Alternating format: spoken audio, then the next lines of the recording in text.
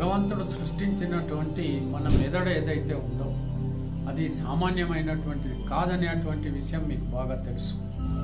అయితే ఈ విషయంలో ఒక క్లుప్తంగా ఒక సమాచారాన్ని మీకు అందజేయాలనుకుంటున్నాను.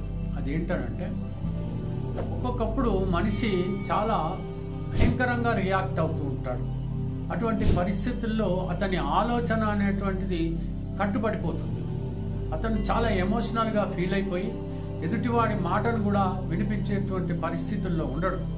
ఏం చెప్పినా అతనికి అర్థం కాదు, కానీ అతని వాగుడు అతనే వాగుతుంటాడు.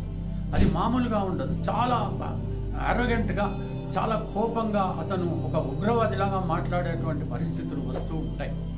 అయితే దీని అంతటికీ కారణం ప్రధానంగా ఆస్ట్రాలజీ ప్రకారంగా తీసుకున్నట్టయితే ఏమిటనంటే 12వ స్థానంలో శనైశ్వరుడు, ఆ తర్వాత బలహీనంలో ఉన్నటువంటి చంద్రుడు కూడుకొని ఉన్నటువంటి పక్షంలో ఇటువంటి పరిస్థితి ఏర్పడుతుంది. అయితే మనం వైజ్ఞానిక పరంగా కనుక తీసుకున్నట్టయితే మన మెదడులో ఒక చిన్న భాగం ఉంటుంది. అది ఇంచుమించు బాదం పప్పులాగా ఉంటుంది. దాని పేరు ఎమిగ్డెల్లా అంటారు. ఈ ఎమిగ్డెల్లా అనేటువంటిది ఎమోషనల్ కంట్రోల్ సెంటర్గా పనిచేస్తుంది. ఈ యొక్క భాగం ఏదైతే ఉందో, ఎప్పుడైతే ఎదుటి వాడిని అర్థం చేసుకోవాలన్నటువంటి విపరీతమైన ధోరణిలో మనిషి వెళ్ళిపోతాడో ఒక్కసారిగా అతని న్యూరాన్ అనేది సీజ్ అయిపోతుంది.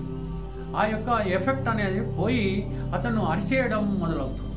అతను ఏ విధంగా అరుస్తాడనంటే అతనికే అర్థం కాదు. అర్థం లేనటువంటి సంభాషణలు అతను సాగించి అనేక రకాలుగా ఎమోషనల్గా మాట్లాడేటువంటి పరిస్థితులు ఏర్పడతాయి. ఈ రకమైనటువంటి పరిస్థితిని బయటపడవచ్చా అంటే ఆస్ట్రాలజికల్గా కానీ వైజ్ఞానిక పరంగా కానీ బయటపడవచ్చు.